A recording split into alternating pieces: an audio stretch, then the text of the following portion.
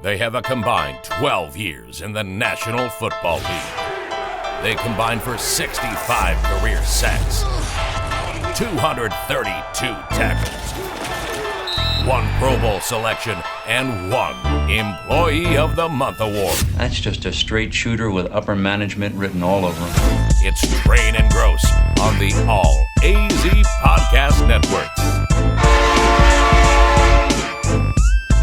Welcome in the first edition of July 2021 Train and Grose. Yeah. Live at the train station studios in sweltering Phoenix, Arizona. Yeah, it's hot, bro. Although I'm going to tell you guys, last night about 11 o'clock, go to Karen. I said, what was that noise? She's like, I didn't hear anything. And I heard it again. It was thunder. Yeah. And I opened up the front door and the heavens opened up. And it was real rain. It wasn't that fake dusty rain sideways where it just gets stuff messy and then it leaves. Right. This was real straight down rain. Coming at you. Coming at me. It washed the bird poop off the sidewalk. So I don't think I got rain in like 2 years at this house. I'm not kidding. It's been a minute. We got rain in Phoenix, Arizona. Yeah. Hallelujah. And we also got the Phoenix Suns doing something they hadn't done in a while. So what happened last? A real rainstorm or the Suns in the finals? No, and that was going to be my other, the Suns dispatch of the other team from Los Angeles in advance to the NBA Finals. Is it safe to say we run LA? Can we say that? Can we say that? Own for a while? We run LA. Cue Randy Newman, or the opposite of that. No, and I take it back to several weeks ago, probably a couple months ago now, where you, Sean, and I, when it was clear that the Suns were going to qualify for the playoffs, when it was clear they were going to be a top 2-3 team, and we said, what will postseason success look like? What will make you feel good about this team? If they go in and get swept out by the Lakers, are you still going to say that what they did was remarkable? I'm like, yeah, maybe, but it'll bum me out if we get swept. We win 2 series. Well, don't worry about that. We've won 3 series, and the Suns are playing for the NBA championship. And they're the team that's sitting back. They are the most healthy team remaining. They're the best team left, Mike. And they're resting. Yes. They're resting. As we record this, we're about an hour away from the Bucks and the Hawks playing Game 6 in Atlanta tomorrow. I read that wrong. It's Saturday. Yep. Hold the phone. It's a podcast. I could have done that, and nobody would have known. Don't point your... Wow. Here we go. Nonetheless, Saturday night, the Hawks and the Bucks, it's 3-2. But they're both teams are banged up. Yep. The superstars on the sidelines, and the Suns sit back and just wait. Mike, we talked about this last week, and I think it's even more true now than it was last week.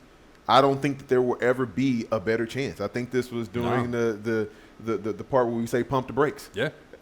I don't think that they could have a better road to a championship. And you got to feel good for Chris Paul, a guy that's waited 16 years to get to this point, a guy that has had so much bad luck when he gets to the playoffs and has turned so many different franchises around just by his presence and being on the court. But then once it comes to the time to win and actually get into the championship rounds, he's just not there. So for him to have this opportunity now, I think this is going to be sweeter for him, because as a guy who got to his first Super Bowl in his 12th season, I know for him, 16, this is well worth the wait. No, absolutely.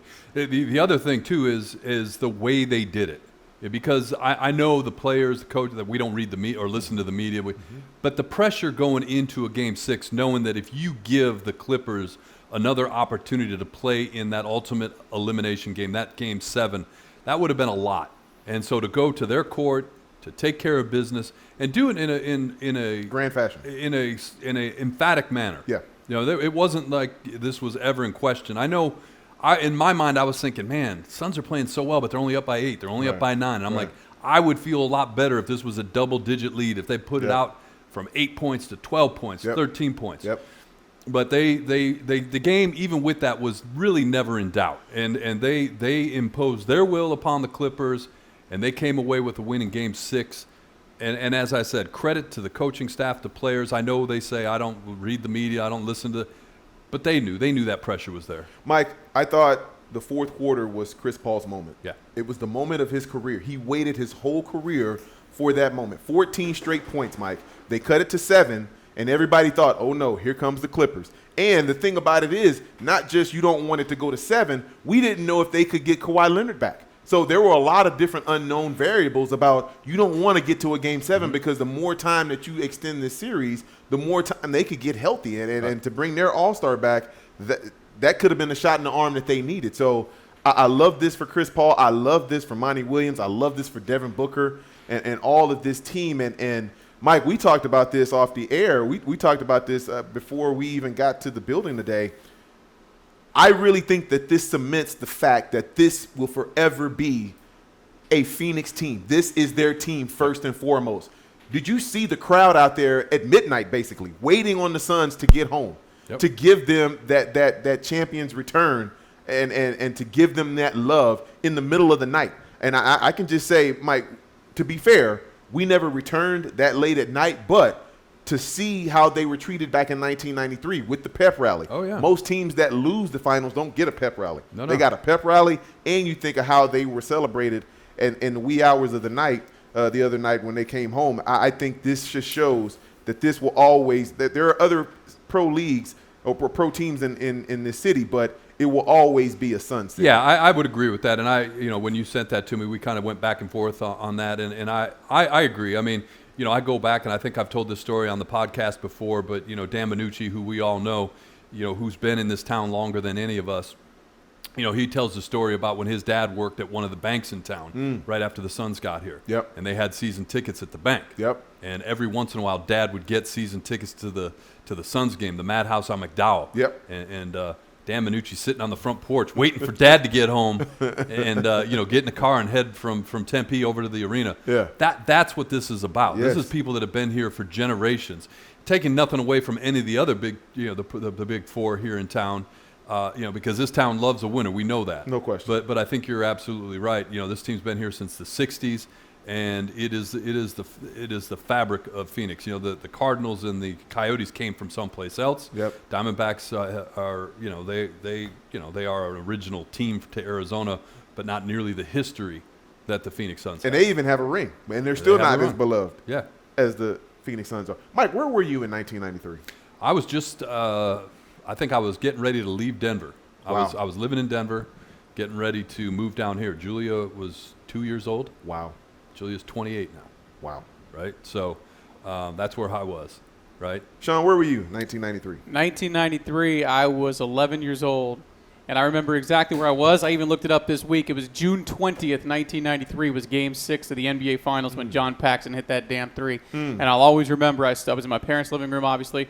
I stood up, and my younger brother had some toys that were in the living room or whatever, and I booted one of his, toy trucks across the living room, and that shot went in. I got in so much trouble, man. I was 11 years old. Go to your room. But I was, that was my first sports true heartbreak. But like anything in the world, when something breaks your heart, sometimes it can make you just love it even more, right?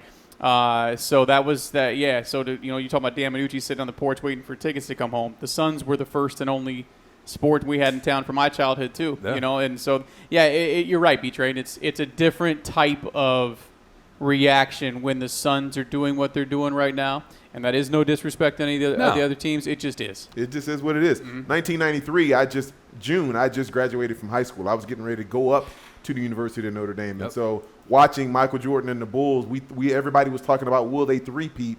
And then Charles Barkley was a fan favorite and pretty much a guy that had just come from Philadelphia and taken the Valley by storm and won the MVP that year. Yeah. So there were a lot of good feelings towards the Suns actually making it happen. And Kevin Johnson, a longtime Sun, was beloved on this team. So I remember exactly where I was.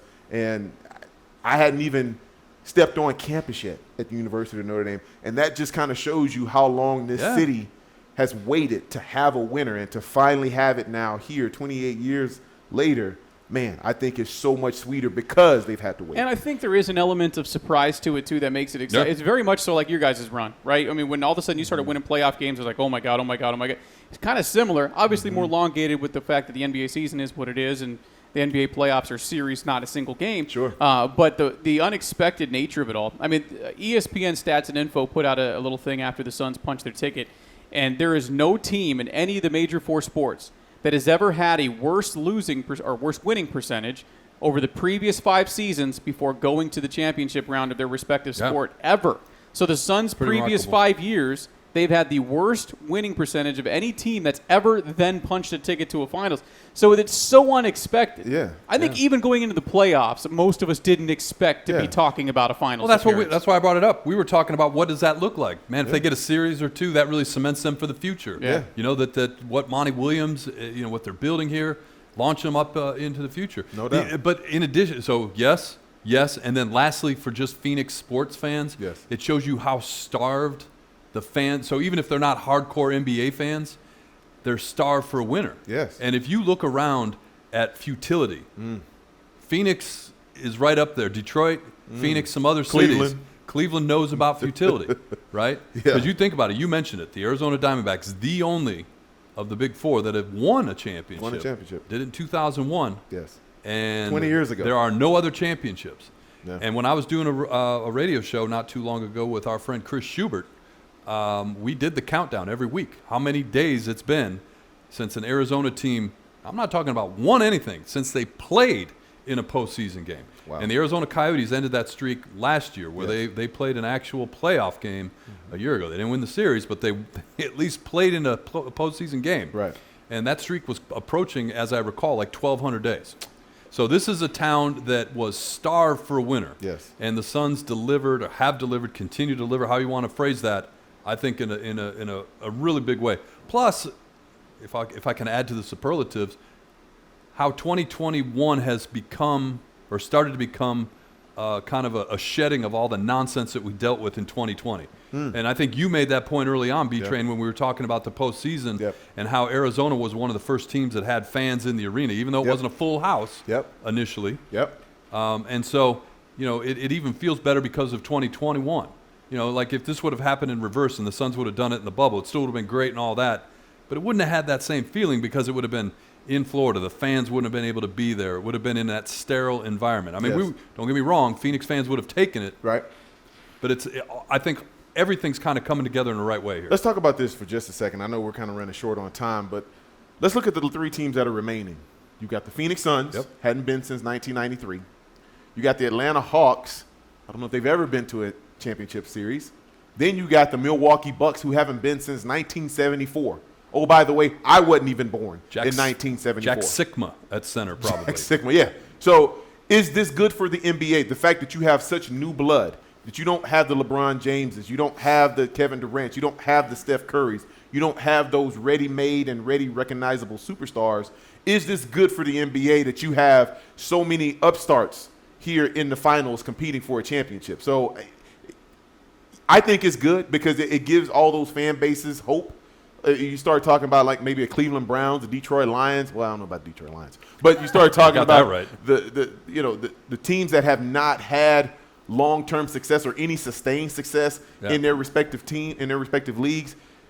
Is this good to see these teams start to finally get their just due? I think it is. The marketing manager in New York City would tell you, give me New York, LA finals all day long, right, for TV and all that. Pump the brakes. But yeah, no, the Knicks absolutely. haven't been around. But I think that's great. I mean, I love it. And I've said this before. Like, I look at it, if my team isn't going to win, like I'm a hockey fan. Sure. My team's not going to win it. Give me some new blood. Sure. Give me somebody that hasn't been there before. Okay. Let a fan base experience that. Right. Okay, so on the flip side of that, as a hockey fan, you got the Tampa Bay Lightning, who going for their second consecutive. Yeah. Is that good for sports? Well, and again, there are both sides to that argument because they're playing another team, much like the Phoenix Suns. Haven't been there in a while. Since 1993. And unlike the Phoenix Suns, you could make an argument that the Montreal Canadiens are one of the few kind of franchise or marquee teams in the National Hockey League. So there's a lot of people, a lot of hardcore, old school hockey fans who were really, really pushing and hoping for the Canadiens to win. As we sit here, I believe the Canadiens are down 2-2. Yeah. I mean, the flip side of that is Tampa's growing. The Sun Belt hockey is, except for Arizona, it's been great. Carolina's won a championship. The Ducks have won a championship over in Anaheim. Yep. Tampa, Florida, the Florida Panthers. Yep. So they've expanded the footprint of the National Hockey League and done it where those teams have experienced success. So I think it's good. And to your point, I like it. So take the Suns out of it. You tell me there's three teams that haven't been there since 20-some years ago for the Suns, and it wasn't Jack Sikma, dummy. It was Kareem Abdul-Jabbar was the center of the Bucks at that time. But I thought he had already gone to the Lakers. No, this was his last year in Milwaukee. Oh, okay. And I got you. and and Atlanta is such a great sports town, and it's a great basketball town, but the Hawks have been kind of a few. I was reading it, like you could make an argument, like when you look at the Atlanta Hawks, what are they well known for? You had John Koncak, where they gave John Koncak that $14 million contract. Dominique Wilkins. Yeah, Dominique Wilkins and what he did. Spud Webb, was bumping around. They had Cliff Levingston and Antoine Carr from Wichita State. Wow. Those guys. That was a really good collection of basketball players. Steve Smith for a while. Tree Rollins. Tree Rollins. But a good collection of basketball players that never got over the hump. Yep. Right. Individual talent, but didn't play well as a team. Yep. And they had the unfortunate timing of coming up with the Pistons and the Bulls when they were getting ready to put the Celtics in the rearview mirror. But no, I think this is great. I whatever combination. Obviously, it's the Suns. Sure. I'm fine either way if it's the Hawks or the Bucks. And I know you brought up a point why you want it to be the Hawks in our before we started recording, which I think goes to your petty nature, which I love, so that they have to announce the head coach of the Hawks as the interim head coach. Nate McMillan. I mean, can this man finally get some just due? But Mike, let me say this too before we get out of here. 12 wins have gone so far as to erase the legacy of at least 3 people with the Phoenix Suns. Yeah. It's changed the legacy of Chris Paul. It's changed the legacy of Monty Williams.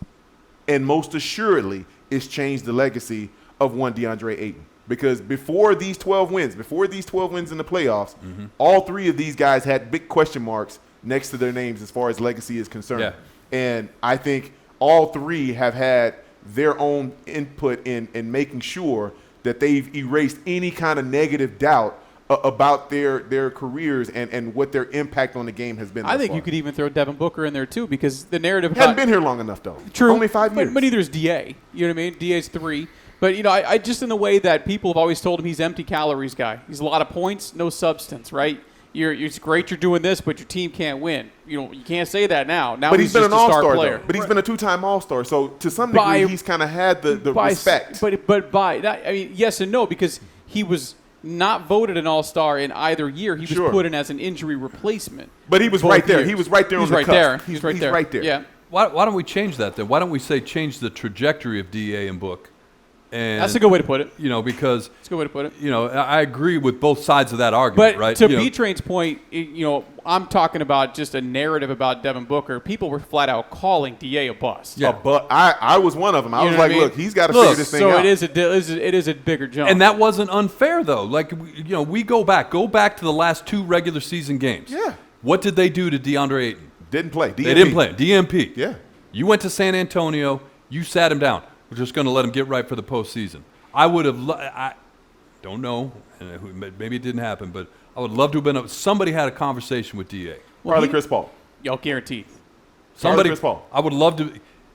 Chris Paul should bottle and sell whatever he said to DeAndre Ayton. But at least let's just say this, and I think we can all agree to this. In 12 games, we view those 3 people entirely different. Absolutely. Now. Yep. We view Chris Paul differently because before then it was, oh man, great player, never got to that his team over the hump and could never be there as far as availability when it mattered most for his team. DeAndre Ayton, complete bust, number 1 pick. Oh my God, how did they take Trey or him over Luka Doncic or my man Trey? Yeah.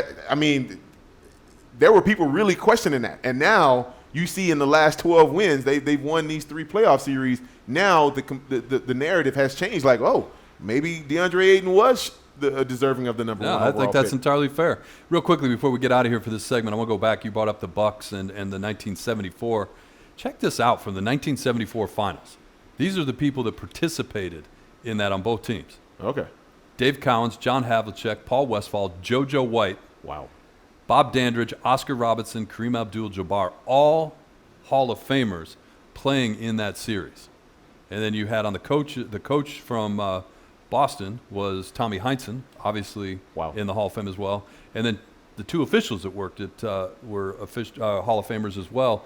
one of whom retired here, Daryl Gerritsen, and still has family here in the Valley. But that was a star-studded NBA Finals back in 1974, and CBS probably put the games on after your late local news. Yeah, it was all tape delayed back then. Yeah. Yeah. Wow. That was pre-Magic and Bird. Yeah, pre-Magic and Kareem.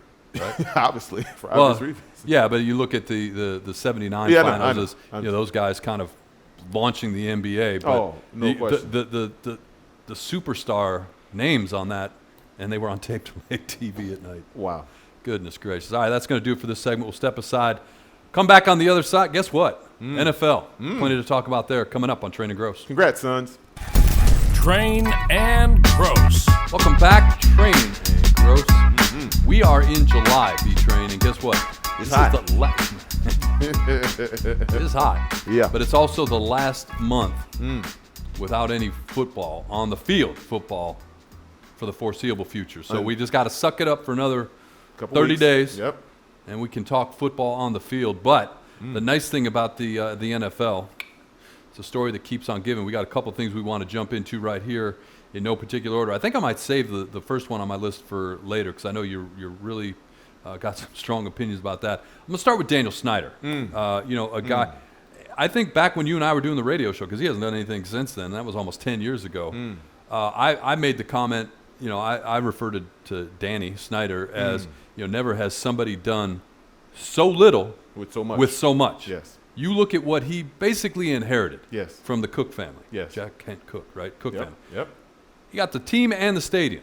Yeah. He got arguably from a historical standpoint one of the top names in the all the National Football League. And I understand we're not going to go down the path about the name of the Washington football team. That's not my point. But when you look at when you're buying something, you buy beer, you buy Budweiser, right? You get a name, and that's what he got. Trending up. Yep. And any time that Joe Gibbs hasn't been associated with him, he hasn't got much to show for it. No. And now he's in trouble again for, it's what we talked about when we talked recently about U of A and the mess with their basketball program, and now the storm brewing with ASU football.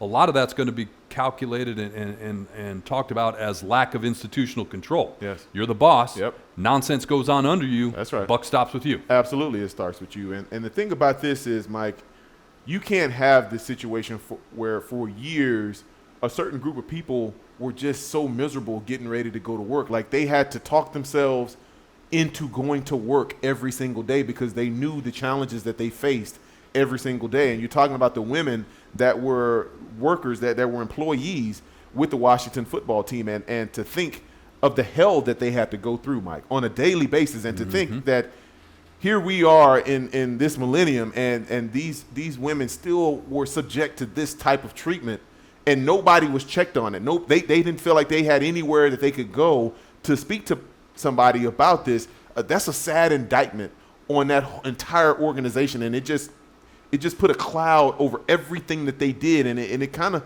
justifies why this team hadn't really done anything of significance in the last 20 years, and we can see why, because under Dan Snyder, the culture for the Washington football team has been so toxic that there really couldn't have been anything that can be positive and really flourish there. If you missed it, Dan Snyder has been fined $10 million and removed from and I'll use air quotes. Well, he stepped down, yeah, and his wife took over. Yeah, and that's what I was just going to say. That's why I wanted to use, and I guess we're recording, so air quotes to say removed because his wife is sliding in. And, for a guy like Dan Snyder, a $10 million fine is, shake the sofa cushions, and you come up with that and then some. I'm thinking. I need that sofa. Right, yeah, I do too. But it shows you about the even with his wife taking over, I'm going to use the term good old boys club of the guys that own professional football franchises. Sure. Because in business, if Sean Cressman goes to his day job or I go to my day job and I'm accused of doing the things or Sean's accused of doing the things that happened on Daniel Snyder's watch, I don't have a job anymore. No.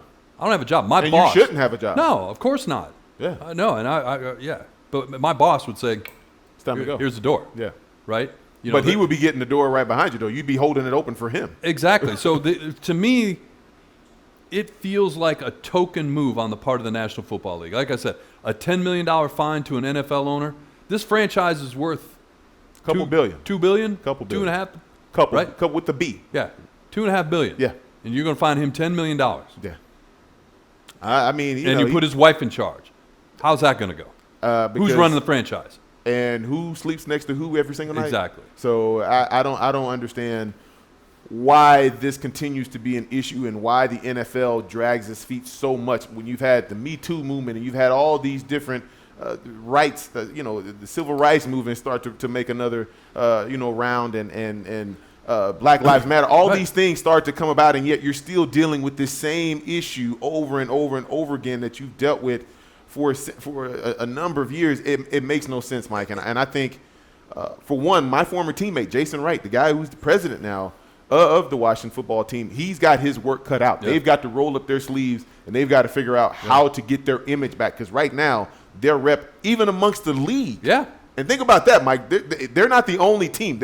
They're not the isolated team that people want to portray them to be right now. Because there are other franchises that are dealing with this. It just hasn't been made public like it has been with the Washington football team. But the fact that they are still like this, they look the way that they look, this is going to take a Herculean effort from my man Jay Wright to get this thing turned around. You hear that term, protect the shield. Oh. And they hold the players accountable. For every little thing. Yeah.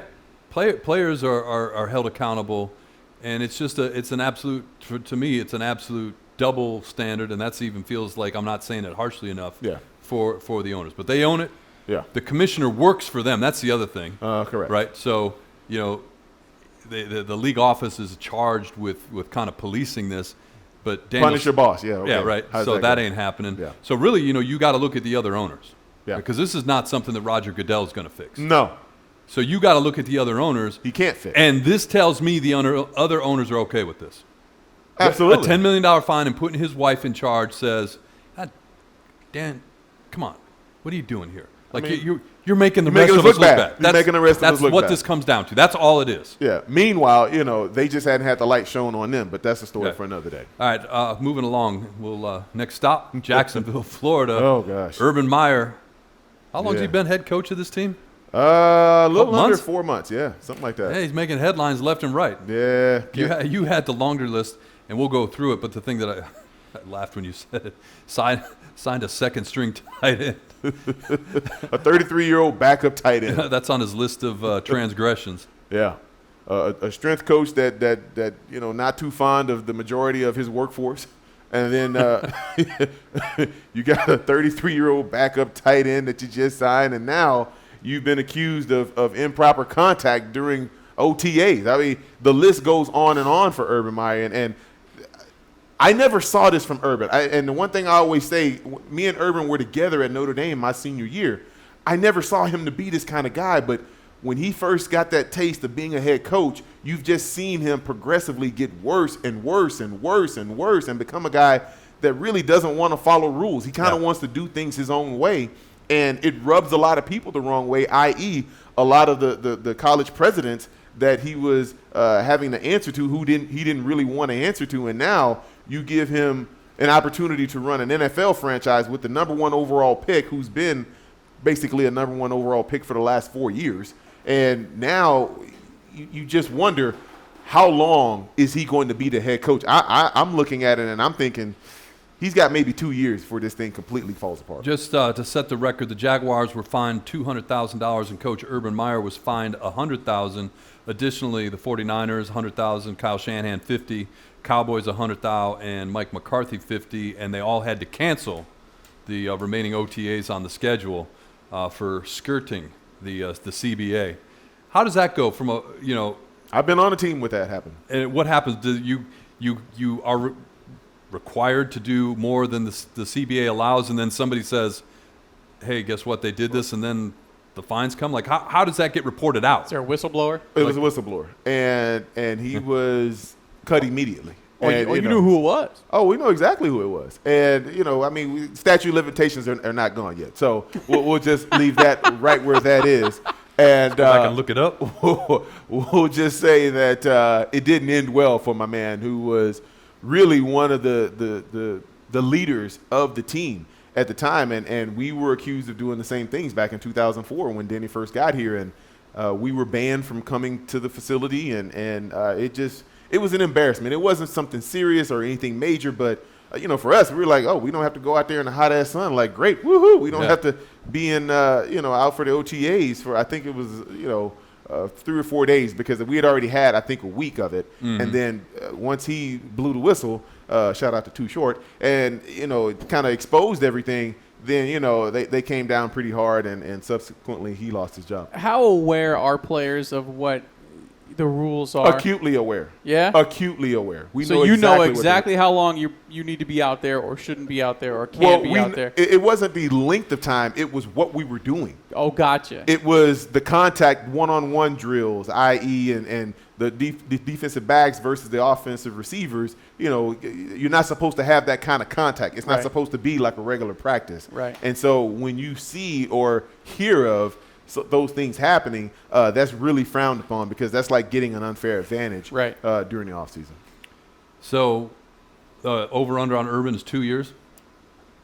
I'm going to push. I'm going to go 2 years. I think he's got 2 years and he's out of there. Because he's not going to get fired midway through the second season. Right. I think they're going to give him a full second season. Come on, Grose. You got to add the hook. You got to put the 0.5. 2.5? Yeah, you got to. 2.5. Well, I just go back to, obviously, where your input is so valuable here is that perspective from the locker room. Because the fans can sit here and say, well, this or that about your team, your coach, whatever you're watching this. But, the impact of a guy who's running a team the way he's running it as the new head coach with a franchise that hasn't had a lot of success. Yep. So that means it's not a strong locker room and, that sort of thing.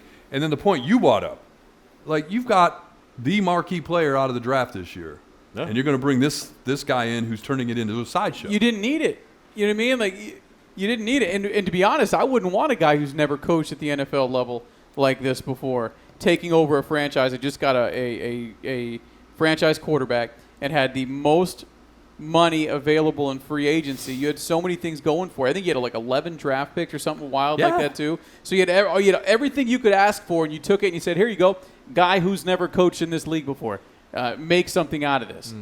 That to me tells me you did it because you were trying to make a splash publicly. Yep. You didn't need it. You had your quarterback. You had everything you needed. Yeah, I get it. All right, real quickly before we move on, Hard Knocks going to Dallas this year. Yeah. I mean, they've been on that type of show before. Three times nobody now. cares. Yeah. Nobody cares about the Cowboys. All right. Bump the Cowboys. Aaron Rodgers. I know you. I got to change one of my pump your brakes questions now. Oh, sorry about that. Aaron. Aaron. Yeah. Aaron Rodgers. Yeah. Now, the thing about this, the gift Mike, that keeps on giving. It's the gift that keeps on giving, and I think about how this is going to look. I think this is going to end ugly because, one, it's not just going to be Aaron Rodgers. When you think of this team and how it's put together, this is a championship-ready team. Like, they've been to the last 2 NFC championship games. So this isn't a team where the cupboard is bare and Aaron Rodgers is trying to get away from a team where he doesn't feel like he can win. They're as close as you could get to a Super Bowl without actually getting there, and he still feels this way. So it tells me that it's not just about football, which is why he doesn't want to be there. And I think if you are the powers that be with the Green Bay Packers, you have a real issue because it's not just going to be Aaron Rodgers who's going to walk out of the door if he indeed walks out. You've got free agents that are going to look at it and say, I don't want to play for Jordan Love. Jordan Love doesn't give me the opportunity to win a Super Bowl. Why am I going to stay here and have my numbers go down with a rookie or basically a quarterback who hadn't had any types of reps or experience under center? He's not going to just affect his career. He's going to affect my career too. So you think about a Devontae Adams, a guy who is widely considered one of the top 3, arguably maybe top 2 receivers in all of the NFL.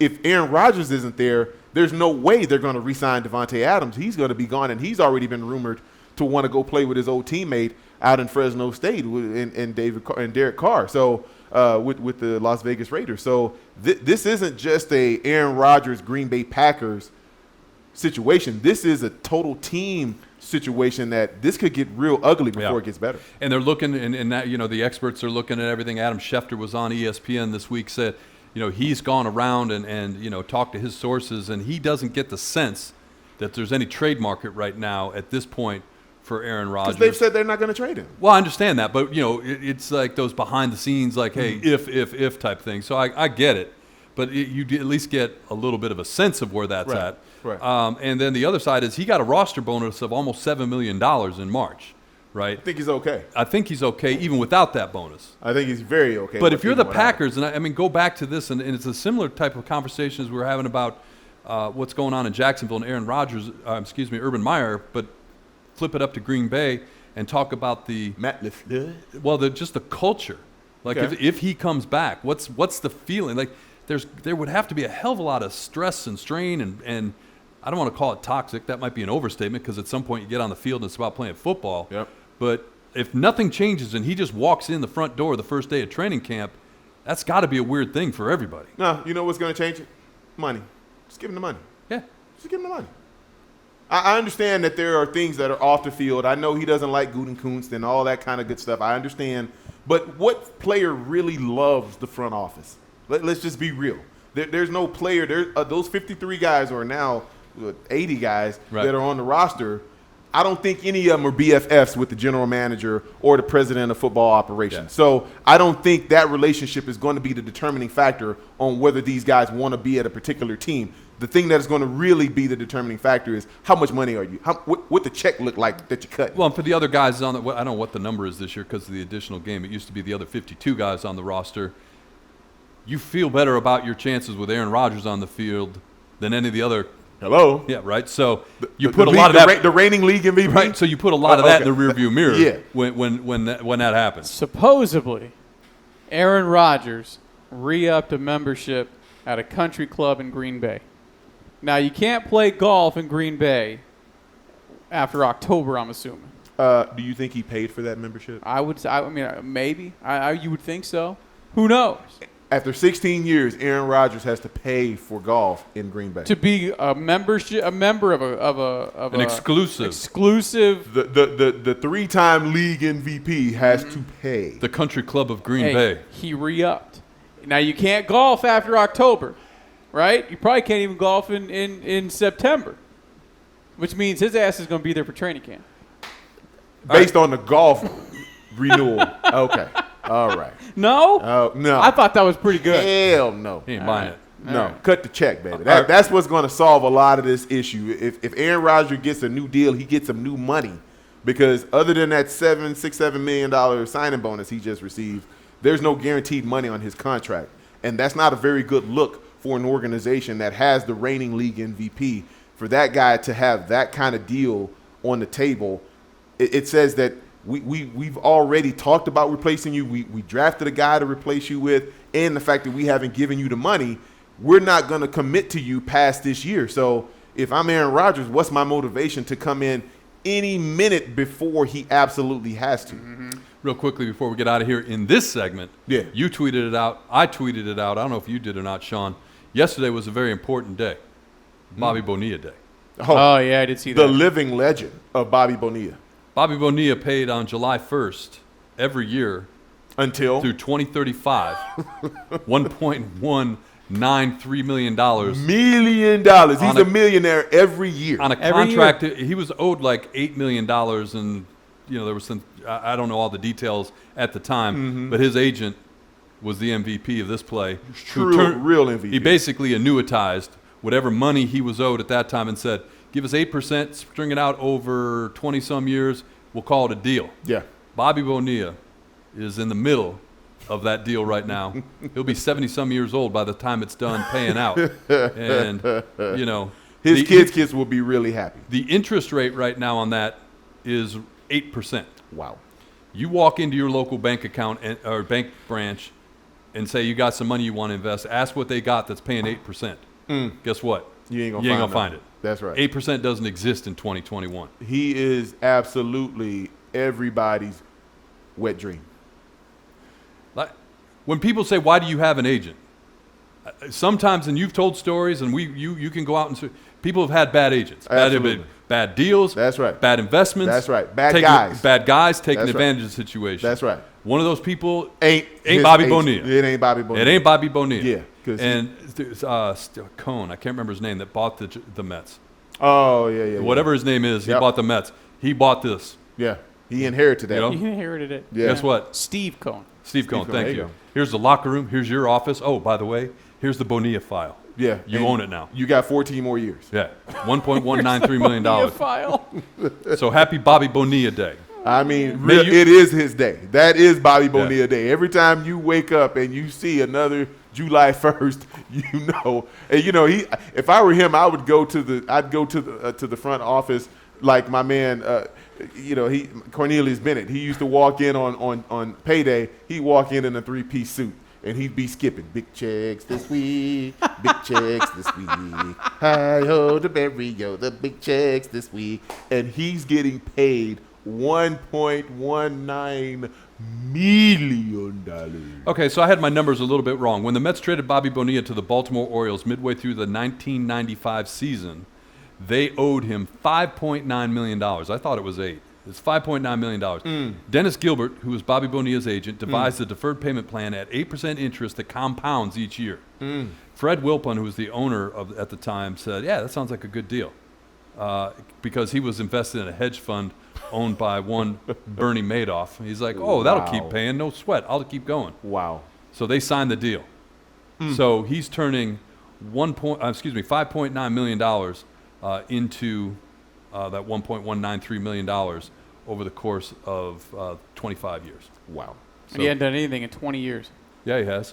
in He's baseball. collected his check. He's cashing checks and laughing off. I don't know where Bobby Bonilla is right now, but God bless him. I picture him on a beach somewhere with a drink with a umbrella in it. You know that video? Eating apple fritters. It's now used all over the place on the internet. But the dude getting out of the car where he kicks his leg way up in the air. Oh, that's Spice Adams. That's Yeah, my man Spice Adams. stands up. That's Anthony Spice Adams. Put some respect on his name. That's what I picture I right knew now. that. When you were like, he's going back in. Big checks this week. Big checks this week. Hi ho the Berrio, the big checks this week. He did it every Monday during the season. I'm telling you, it was pure comedy. Watching a grown man, because he was cleaner than he was on game day, and we used to try to dress up on game days. He come in with a 3-piece suit and just be skipping, head cleanly shaven, and he just be skipping. He had that real high voice, man. He just be coming in, big checks this week, big checks. I mean, it was a sight to behold. And I know Bobby Bonilla has on June 30th. Has to go to the barber like, hey, yo, hook it up. You know what tomorrow is, baby. I got to look clean to come get this check. Bobby Bo. Gotta love him. All right, there you go. Happy Bobby Bonilla Day to you and yours. May you be so lucky at some point in your life. All right, NCAA, ASU on the other side. That's right. Train and Gross. Welcome back in, Train and Gross. I don't think I mentioned. Follow us on Twitter, @Train and Gross. It's easy, @Train and Gross. That's right. Pure and simple, baby. Absolutely. NCAA, we got a couple things we want to get into, but the news this week, speaking of July 1st and Bobby Bonilla Day, I don't know that anybody's getting paid like that, but NCAA Division I athletes are now able to take advantage of their name, image, and likeness, the NCAA NIL rule, not to be confused with the NLI, name, image, and likeness, meaning you can go out and market yourself, basically. You know? Mike, I think about certain college athletes back in the day, how much they would have cashed in. Think about the Fab Five. Yeah. You think about a quarterback like a Matt Leinart back in the day, and I always go to the USC guys, or even think about a Heisman Trophy winner. Yeah. Think about a Cam Newton. What a Cam Newton when he was at Auburn, what he could have marketed and what he could have sold at the time. The one-year wonder comes in, goes undefeated, wins a national championship. Can you imagine the endorsements that he would have had at his disposal? Tim Tebow even. I mean, my goodness, you talk about one of the more popular athletes, even though we talked about him in a much different capacity a couple segments ago. When he was in college, Mike, there was nobody more recognizable. There was no bigger name than a Tim Tebow. And think about Johnny Manziel, Johnny Football, how he could have marketed that name. The list goes on, and you even go to the basketball side of it, the Fab Five, the number of things that they could have endorsed, the black socks, the baggy shorts, the bald heads. There was so much to the sleeves on the arms. There was so much that they contributed to as far as the culture of basketball and what it looks like even today. There were so many athletes that missed out on golden opportunities, and these institutions who always talk about the sanctity of a student athlete, get the hell out of here with that nonsense. They stole billions, and I mean billions of dollars from these football/basketball players, because these weren't even the same rules for baseball or hockey or golf. You know, it was a set of different rules depending on what sport, and I think basketball and football are the two main ones that this rule was in place for, and I think it's about damn time. And I think everybody from this point forward owes one Ed O'Banion a debt of gratitude. You know, because here's somebody who saw something and said it wasn't right. Yes. And it took him years to get this fixed. Years. Or resolved is probably a better way to put it. Or how about the kicker from, Central Florida, who a couple years ago. He had a he YouTube. lost his he was a YouTuber. He lost his scholarship. Yeah. He was another guy that brought a lot of attention to it. But Ed O'Bannon, he's the one that he fought it in court. That's right. Right? That's right. And, you know, whatever he earned professionally, I mean, he was, you know. Yeah, he played for the New Jersey Nets for a little while, right? A little while. So it's not like he had deep pockets, and once you're done playing, nobody cares about you. That's right. I think he was selling Toyotas in Las Vegas when he was doing this. Wow. But he kept going. Yes. He kept the fight on, because you're fighting the NCAA. That's right. And you're fighting every member institution in the NCAA. Yep. And now their student athletes can go out there and take advantage of it. And you're already starting to see, you know, people are on social media announcing their endorsement deals. Their partnerships with whatever it is. Yeah. I mean, there's billboards on Times Square already, Mike. It's going to explode. This is one of those, it's kind of like the toothpaste. Once you squeeze the toothpaste out, you can't put it back in, and they're never going to be able to go back from this now that they've unleashed this Pandora's box. I love it. I think it's about time, and I think they need to go back and retroactively right some wrongs that have happened in the past. And if you think it's just football and basketball, and it, you know, those are the two primary money two big makers. ones. But one of the big deals signed this week already was Fresno State, and there's twin sisters that play basketball for Fresno State, signed a deal with Boost Mobile. Mike, they're from here. Yeah, but they play at Fresno State. Yeah, they're right in Gilbert. Yeah. No, but my point is, it's not Alabama, it's not Michigan, Notre Dame, it's Fresno State. You know, where if you've got a compelling story and you've got the ability to help a company, look, if you make them money, they're going to take care of you. Is how it works. Mike, I think this really this is going to disassemble a lot of the power in the SEC. Now, I know you still got to go and recruit, and I'm not trying to take anything away from the SEC when you start talking about championships, because, yes, the money sounds good, but championships sounds that much better. And if you can get money while winning championships, that's the ultimate. That's what you want. And I think until further notice, the SEC is still the quickest route to go and try to win a championship. So I think it's going to be one of those slow developing processes that's going to happen over time. But you're going to have players that are going to say, wait a minute, there's only one team out of 300 that win a championship, national championship every single year. I can still make this money wherever I choose to go. So you're going to slowly but surely see that dominance that the SEC have start to dissipate and go back to regional teams, because players are going to say, wait, I can make more money if I stay local. My name is bigger here. I got more relationships with people locally. Yeah. It makes more sense for me to stay somewhere and try to win a championship here where I was born and raised, and try to get a little bit of bag if I don't have professional sports as an aspiration. To your point, Haley and Hannah Cavender from Gilbert High. Yeah. Were the twins that I was talking about. So, right here. From here. But my point in bringing them up is not like they had to be at a Pac-12 school to do it. No. They were at Fresno State. Fresno State. That's what I'm saying. A little bit off the beaten path.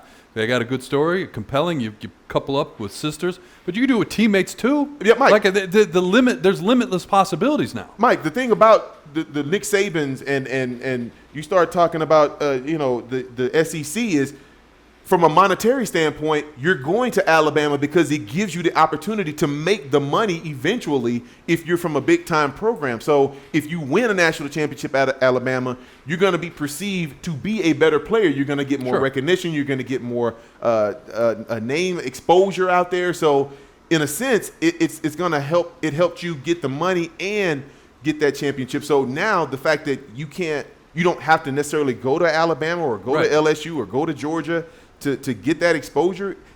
Now you're going to see the playing field level, and then you couple that with the playoff system. If they go with this 16-team playoff system, I think you're going to see the SEC start to be disassembled, and you're going to see more widespread competition throughout the rest of the country. Yep.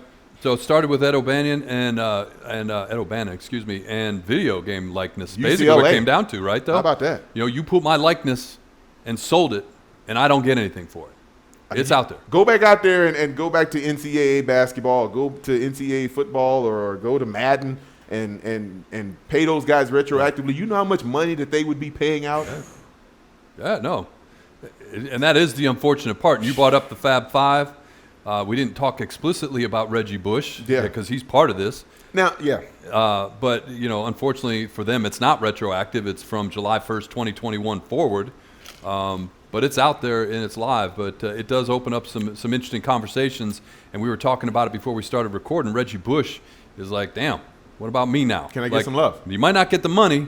He just wants the Heisman back. He wants his Heisman back. And the Heisman Foundation, bless their heart, said, oh, sure, we'll give you it back. Whatever the NCAA says. As soon as the NCAA reinstates your records. Get out of here. That's so gutless and cowardly. To try to act like the big bully on the block, they get real feline. They just get real soft. I'll just, to try to clean it up. They get soft, if you will, when it comes time to actually making a decision and having to say something of substance. That's it. My goodness. Give the man his Heisman and put the banners back up for the Fab Five. My goodness. How do we talk about the Fab Five, but yet the program that they actually built doesn't even recognize it? It'll be nice when we see Reggie Bush in a Heisman House commercial. I mean, I'm tired of seeing Johnny Manziel and these other guys. I mean, my goodness. Can we get some new blood in these, please? I mean, it's his turn to take out the trash or do the dishes or whatever the new guy does in the I wonder how that would work. Like, some creative ad guy could make a great commercial if his Heisman is ever reinstated. Oh, yeah. And how he's, invited late to the party. That would be a great commercial. He's got to show up in a pimped out ride, though. Does He's got to show up in a pimped out ride. It's only fitting. You've got to take it all away. You've got to have fun. When we mentioned his name off air, you know who would have to be a consultant on that? Reggie Bush's consultant would be Spice Adams on that one. I think he brought it up. You see Spice in the background coaching him. That's right. Oh, man, you got to kick that higher when you get out of car. Kick it higher, baby. That suit ain't yellow enough. What you say, not Chuck? Oh. All right, real quickly before everybody just waits for pump the brakes and for dad jokes, but on the NCAA topic, ASU, we talk about who's happy that the Phoenix Suns are still playing, and we've given a lot of attention lately to the Arizona Diamondbacks, who are still on pace to win 44 games if you're keeping track at home. But also, I think a close second, maybe overtake him in the last couple of weeks, has got to be the ASU athletic department in terms of just the way this story continues to drag out in terms of the recruiting scandal and violations that they're accused of. And there was, I think it was a Yahoo Sports story, and they brought up Dr. Crow is now in the crosshairs with this. And it goes to, when you kind of put a certain persona out there, as, in this case, a university president, you better be damn sure you're running a tight ship. Yep. Because people will come back and hang you with that absolutely after the fact. But apparently, and I wasn't aware of this, Dr. Crow made a big deal with his athletic department employees about almost like what we were talking about earlier, don't tarnish the shield, protect the shield. Right. Don't embarrass the ASU brand. I will be very, very direct and forceful with anybody that breaks the NCAA rules. Oh boy! They put him in the football meeting room. Oh boy! And he got in front of everybody, and they recorded it, so it's out there. Yeah. And now this is coming back to haunt him because these are his guys. This football program. He blessed this whole new setup under Herm Edwards, and basically it's like, all right, are you going to walk the walk after you talk? I mean, it's easy when you bounce a baseball coach. Yeah. Hey, baseball coach Pat Murphy, you violated some NCAA rules. Yeah. God bless you and all the wins. You're gone. Yeah. Right? But when it comes to my football program, the moneymaker, right? The golden egg. So it'll be interesting to see. But Dr. Crow is now pulled into this, and when you look at this, and look, cynical people will say it's hypocrisy, but the presidential, the ivory tower part of the campus, sure, they like the athletic department when it's making money, Right. and when they're winning championships. Absolutely. But when it's going sideways, they kind of keep it at arm's length. You know, Yeah, absolutely. you're not really part of the academia. Yeah. And it's it's hard. It's hard now, and this thing is it's just the tip of the iceberg. Mike, yeah, and I think for this program, the fact that a lot of this came from inside. Yeah. A lot of the whistleblowers were on the inside, and the way that some of those screenshots and all those things were put out there, that was internal. That was somebody that had an axe to grind. Somebody felt disenfranchised. They felt like they weren't part of it. They felt like they were given the shaft on some degree. You just can't have that. Disgruntled workers are the quickest way to take down an organization, Mike. And the fact that this is probably not over, there's probably still more information to be gathered. This is going to get ugly. And that's just the fact of the matter. And I think the more you see the Suns, and if the Cardinals are able to get their act together this year and win, and I think nobody's going to be their bigger cheerleader than ASU, because the more they're talking about them, as far as the Cardinals and the Suns are concerned, the less they're talking about ASU, and I think they're A-okay with that. Crow delivered the same version of the same theme in his address every year. If you want to guarantee ending your employment here, break the rules. Winning is important, but compliance is the most important thing. Yikes. If you have to prioritize the two, always prioritize following the rules. Wow. To me, that's kind of a black and white statement. There's no gray area. There's no there. wiggle room, right? And then every year he would use the baseball program as the stepchild. Look what I did to the baseball program in 2010. Yep. When they broke the rules, Had to go. I was decisive, Quick. let go a good coach, a very popular guy, Yeah. a winning coach, but I let him go because we don't tolerate rule breakers here. Yeah. We'll see how that goes. And at the same time, and we've talked about this, I don't think on the podcast, but you and I have talked a lot about this over the years in terms of ASU football and their inability to recruit Arizona, particularly the East Valley, where they sit right smack dab, and you know this firsthand, in the middle of some really good, high-quality high school football programs. You talk about two right on the same street, Mike. You got Chandler High School and Chandler Hamilton. They both are on Arizona Avenue out there, in Chandler. And the fact that not very many players from both those schools want to attend Arizona State. It's one thing if you've got enough of that position where you just don't need another guy, but the fact is those guys don't want to go there for whatever reason. And there's a few reasons that I could hypothesize, and there's some inside information that I know, but I won't share on these airwaves. Yeah. But it's curious why so few have actually made that trip a couple miles down the road to come here and play for the hometown team. Drew Schott of the East Valley Tribune did an article on this this week, and a lot like the football recruiting issue, where you have, whoever the whistleblower is did the work for the NCAA, right? Well, in this article, a lot of times high school coaches are reticent to go on the record. Like, you could talk one-on-one to a coach and say, oh, that university's great, they're down here all the time, blah, blah, blah, or hey, man, I hate that coach. He doesn't. Right. But they won't go publicly and put a coach or a program on blast because they don't want to give their high school kids a chance to maybe it might blow it for them. Right. Eddie Zuby, who is one of the premier East Valley coaches, Higley High School, on the record. The first Eddie Zuby proudly calls himself a Sun Devil, but then he goes on to say, I played at ASU. Wow. I haven't had a kid sign there since 2014. Wow. And so the thing that would boggle my mind, if I'm an ASU supporter, 2014, I don't think this was Herm Edwards' tenure in 2014. 7 years. This is something been that going on for a long transcends time. coaches. Yes. This is going back 2014. Is that Dirk Cutter still? No, Dennis Dennis Erickson. Dennis Erickson, Todd Graham. Like, Todd Graham, yeah. That's It's crazy. Anyway, point is, It's been a minute. the Mesquite head coach is on the record. So again, not shy about what they think about this ASU program. Sean Iguana, who's a coach at Chandler, he's now on the staff at ASU, hasn't been able to knock that down. I mean, kids from Chandler High School who he coached aren't going there. Yeah. Very curious, Mike. And very, very curious. the common theme in all this, we talked about the recruiting scandal and what kind of the genesis might be. Antonio Pierce is named. Herm Edwards and Antonio Pierce are named in the article. And Antonio Pierce talking about how he's made it public that California, particularly Southern California, is the top priority for Arizona State. And where is Antonio Pierce from? He's from Southern California. Oh, okay. I get it. And if you're ASU, you need to recruit Southern California. But you need to a degree. Yeah, but you need to do it in a way that you don't make the Eddie Zubies of the world feel like they're not valued. You got a guy who's that far from your campus.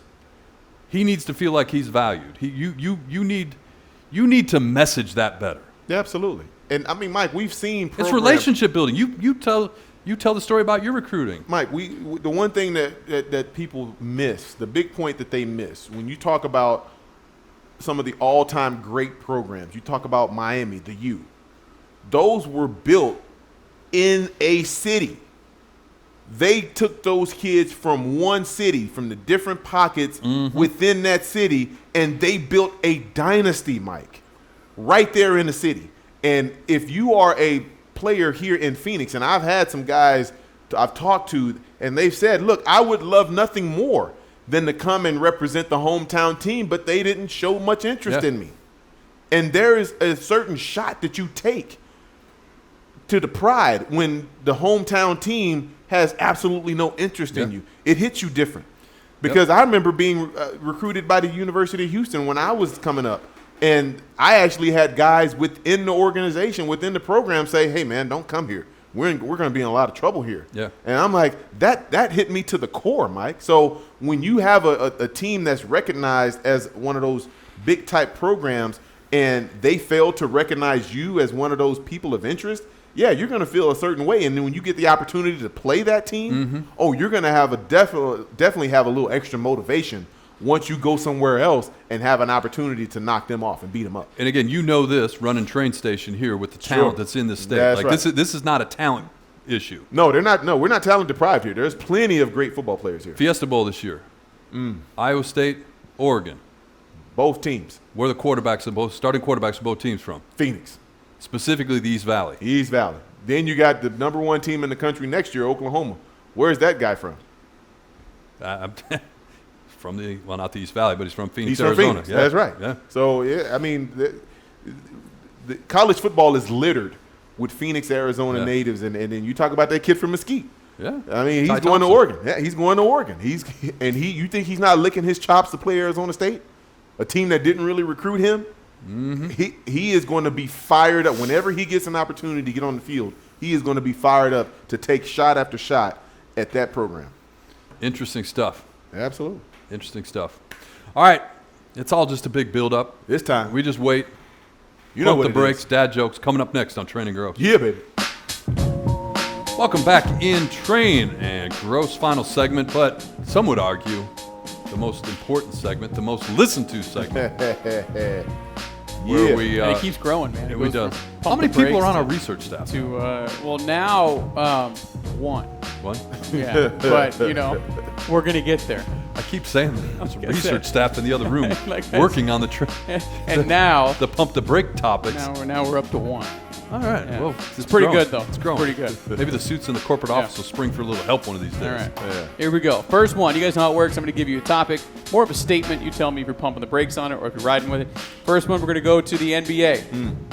A lot of talk today in the national shows that there should be an asterisk on this year's postseason because you've had 10 All-Stars, 10 players who participated in this NBA All-Star game earlier this year, miss at least one postseason game.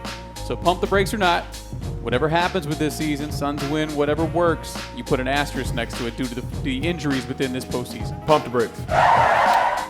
So let's talk about the Phoenix Suns. Let's talk about the Phoenix Suns right now. Let's go back to, I believe, 2007. Joe Johnson. Broke his face. They were a better team than the San Antonio Spurs. Then you have the incident where Steve Nash breaks his nose. Can't get it to stop bleeding. Nobody talks about the Spurs benefiting from those injuries. There's always going to be a situation where there's going to be guys that don't get the opportunity to play at full strength once you get to that point. Nobody talks about the Toronto Raptors when they beat the Golden State Warriors without a Klay Thompson, without a Kevin Durant. Do you think that those guys actually could have made a difference in that finals appearance? A little bit. Just a little bit?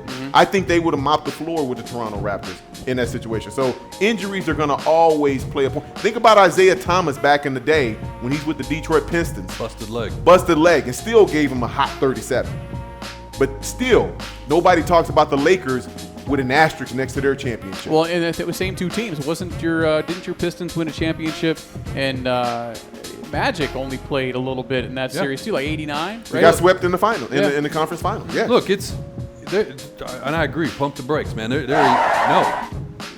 You can't control who's out there. No. You're supposed to apologize for staying healthy. No. You're supposed to apologize for staying intact and taking care of your business. It's a grind. It's hard to win a championship. That's why only one team do it every single year. And if you can't hold up to the grind of an 82-game season plus the 16 wins that you need in the playoffs, well, hey, that's just the way that it goes. You've got to win 98 games or you got to play 98 games at least to win a championship. So more likely, it's going to be more like 105, 106, depending on how the series go. But that's just the nature of the beast. If you can't win 100 and some games, you're not going to win a championship. And haven't we talked about that? Like whatever this, like you look at when you write the postseason, the postscript on this team. Yes. What happened? And there's all kinds of stories and subplots and all. Yeah. Part of it is good. I don't want to use the word luck because that connotates a negative thing. Good fortune. Sure. You stayed healthy. Yes. You stayed healthy throughout. That's right. Right? You don't have to apologize for that. I used your team when you guys went to the Super Bowl. We were healthy. Right? Go out to the guy wearing the Cardinals shirt on the street corner. Tell me who played the offensive line the year the Cardinals went to the Super Bowl. Yep. He wouldn't get all five. No. But guess what? Those guys didn't miss a game. Are you going to apologize for that? No, we're not. Right? So it's luck. Well, and it's not like the Suns have had a cakewalk through this when it comes to the injury department as well. I mean, CP3 essentially missed 2 games against the Lakers with the shoulder. Then he did miss 2 games with the COVID. Sure. Cameron Payne had the ankle. Yeah. Devin Booker broke the nose in 3 spots. Yeah. I mean, it's not like they've been perfect. They just waltzed through this thing either. You know what I mean? So I agree. There's no asterisk for me. Second one, sticking with the Suns. Right now, as we record this, it is Friday leading into the finals next week. So here's the statement. Regardless of who wins the East, the Suns should be the favorite to win a title. Yeah, absolutely. There's no pumping the brakes there. This was the number 2 overall seed in the entire NBA. People act like this is a team that came out of nowhere. They did this all year. You don't get to be the number 2 overall seed in the entire NBA by just being lucky and sneaking up on people. Because at last I checked, they played 72 regular season games. And they put themselves in a position to where they won more of those 72 games than everybody else, than 28 other teams in the entire NBA. So no, I don't want to hear anything about they should be underdogs to whoever, because those teams didn't play as consistently as the Suns did all season long. No, I totally agree. I mean, and we had this conversation at the beginning of the playoffs. There's a handful of teams out of the East that you might have been worried about at the time. Yes. Right? Top 3, we talked about Philly, Milwaukee, and the Nets. Brooklyn, yeah. Right? So the Nets got banged up and they couldn't take advantage. They're out. Yep. Philly did what Philly does. They're out. They're out. And now you got the Bucks, who happen to be They're banged banged up, up, yes. right? And then you got Atlanta and Trae Young. So no, you're not going to. No, they're by far and away. You look at this, and I get my email, and I won't look it up now because it'll take too long. I should have had it up if I would have known the question. Las Vegas thinks the Suns are the favorite. They do. Like, it's not even close, right? So, and deservedly so, though. I think no, a lot of times yeah, everybody talks about because, well, the last 11 years they hadn't been in the playoffs, and you know, they're the first team to get a playoff or to be in the finals without being in a playoff series the year before. Who cares? They're here now, and they earned their right to be here. They weren't given anything. This wasn't a fan vote. They won the 12 games that's necessary to be in this position, period. End of discussion. Yeah, as we sit right now, betonline.ag has the Suns as -200 with the Bucks at +190. So heavy favorites there. And then BetMGM has the Suns at -160, Bucks at +170 to win the NBA title. So heavy favorites at both those locations. Yep. No question. Yeah, so I'm with you guys. To me, if the Suns are playing their best basketball, it doesn't matter who's there. You mentioned it earlier. The Dallas Cowboys featured on Hard Knocks. Pump the brakes or not? The Arizona Cardinals would have been a much more intriguing option from a storyline perspective. Pump the brakes. I'm not a big fan of Hard Knocks anymore. I just think it's run its course. I don't know if it's really that much information that you couldn't get otherwise. With social media out there now and round the clock Sports Center, ESPN coverage of it, there's not much that you're not gonna see that you need a TV series about one particular team. And of course, you're never going to get any love from me talking about that team out there in Dallas, because they're a team that has done, talk about doing a very little with so much. They're their most expensive team, I think, in all of sports. I believe you're right. Top that or four. Manchester United. Yeah, or something like that. they're up there as one of the top teams as far as worth. But yet they hadn't done anything since 1995. So it's been a minute since the Cowboys have been relevant, but yet they still find a way to keep themselves in the public eye. Yeah. What was it a couple years ago? All or Nothing? The Amazon thing on the Cardinals? Yeah, that was Cardinals after had that. the run to the That was the kiss of NFC death. championship. That was a kiss of death, right? That was. But no, they were in the midst of that. They were taping that during that reporting season. it. Yeah. So I don't know. it's crazy. See, I agree with you. I think particularly the Hard Knocks franchise has run its course. It's like you're trying to create this docudrama. And if you have a normal training camp, normal business, not a lot of stuff happening, do you try to manufacture stuff, or what do you do? Yeah, Mike, these guys have Instagram accounts. They have Twitter accounts. They got TikTok. You can find out whatever you want to know about any athlete that you deem as a person of interest. You can just go to their page and find out whatever it is that you need to know. You don't have to wait till Saturday at 7:00 p.m. to figure out who these people are. You can just click on their account and scroll down and see everything that it is that they want to show you. See, what I think is interesting, though, still from my perspective, being a guy that played sports my whole life but never even sniffed that level, is seeing some of the behind-the-scenes type moments. You know what I mean? Of the day-to-day, the weekly routine that you went through for your career. But the guys are giving it to you, though. A lot of the times, yeah. They're giving it to you. They're taking their phones with you and they're posting themselves. Hey, I'm in the shower. I'm in the hot tub with my guys, and I'm in the practice locker room. I'm having fun with these guys. I'm giving you the candid information right now. And you and I were doing the radio show one weekend during the NFL playoffs when one of the Steelers took his phone into the locker room and put something out there that he shouldn't have. Antonio was Brown. Antonio Brown. That's right. Who was on the other side of the locker room while you got coach up there post-game speech. Mike Tomlin. And said, I don't want any of this stuff out. No bulletin board material. While dude is live. That's right. I just can't with that guy. Can you imagine that? To your point, who needs Hard Knocks when we got that? Yeah. Well, Mike Tomlin doesn't get enough credit for keeping that. Think of what he accomplished between Le'Veon Bell and Antonio Brown, and just kind of the personalities. James Harrison, huge personality as well, and just kept that thing on track. Wins 10+ games every year, doesn't matter. Like, it's clockwork. Never had a losing season, still today. Just like it's clockwork. He's, in my opinion, one of the best coaches in the NFL. No Not question. even close. Okay, so we were going to do Reggie Bush, but clearly we know how you guys feel on that one. Give the man his trophy back. Give it to him. So let's just jump right to the last one so we can get to dad jokes. On this day in 1997. Oh, okay. All right. Men in Black was released. The Wow. original Men in Black on this day, 1997. Pump the brakes or not? Bad Boys, the original. Will Smith's best movie. Best movie? Yeah, Will Smith. I'm pumping the brakes on both of those. His best movie, in my opinion, was Independence Day, number Okay. one, or Ali. Ali was really good. Ali, he was Ali was sensational. really good. But Independence Day, come on, that put him on the map. Yeah, it did. Well, no, but it was after Independence Day, if I remember right, came out after the original Bad Boys. But in terms They were of around the same time. huge, grand movie star scale, Yeah. and it was 96 was actually. You're right. You were right. Independence Day was 96. And then he got Bad Boys was 95. So it was Okay. Bad Boys 95. Then 96 was Independence Day. Then Men in Black was 97. But see, Bad Boys was kind of that niche kind of movie that Sure. a certain group of people are gonna like. everybody loved Independence Day because it spoke to everybody. It talked about aliens and like Hitch. more intelligent life form. Hitch is one of my all-time Hitch favorites. is money. I know it's cheesy, but it's one of my favorites. Yep. I mean, come on. You know what? I'm looking because we do this. We go down these paths. what we do. with whatever the topic is. There's some good movies that I forgot about from Will Smith. 7 Pounds. It's a good movie. It's a good movie. Pursuit of Happiness. just for the Pursuit record, of Happiness makes you cry. I don't care how many times you watch it. I got to give credit where credit's due. This is from Vulture.com, and they'd go with Men in Black as number 1, Ali number 2, and then I Am Legend. Oh, number good 3. movie. That's Independence a good Day movie. number 4. You know what's a very I'm not gonna do the whole thing, and then number 5 is one when he was young. Man, he's so young. Looking at this, 6 Degrees of Separation. That was his first movie. movie. That was his So first. young. underrated Will Smith movie, Hancock.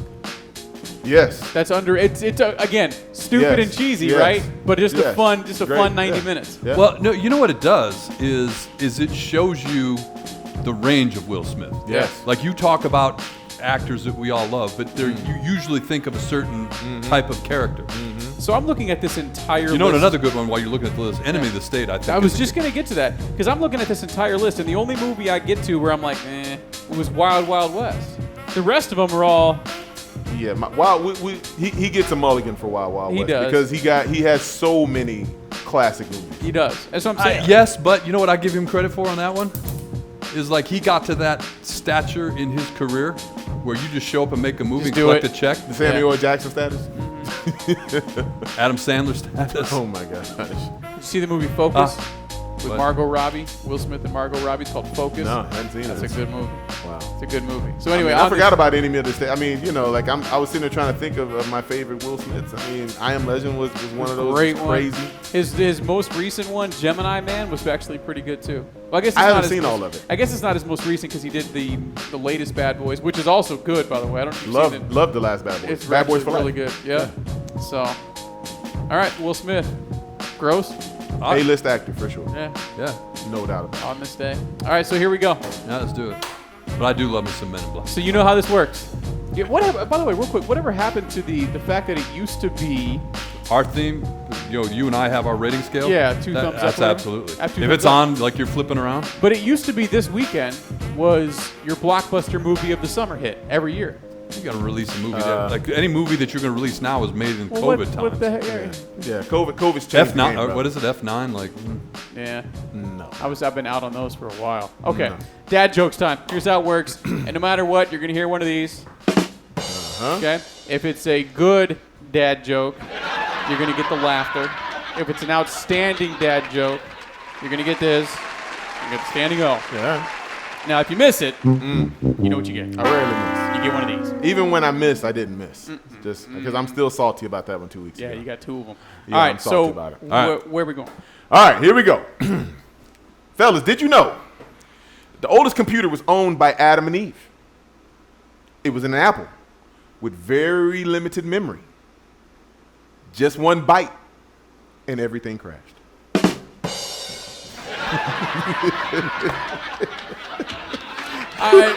You hate to give it up, but you know it's funny though. You know it's Got funny. laughter on that one. We're not standing no, but we're laughing on this one. you know why I'm laughing? Because you sold the He does. hell out of that.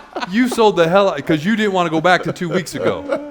You could see It's because I didn't sell it 2 weeks ago. That's why I got the. Dude, I don't know if you got the could have sold that wah-wah. one from 2 That weeks was ago. great, man. Hey, That was a great joke. To his credit, in his defense, it was our road show. You were on the road. He was at his place. And I even got help from the missus on that one. So- It's my fault you had a bad dad joke. So it's hard to sell it. You know, we're all in different places. You know, That's right. I'll give him a mulligan on that one.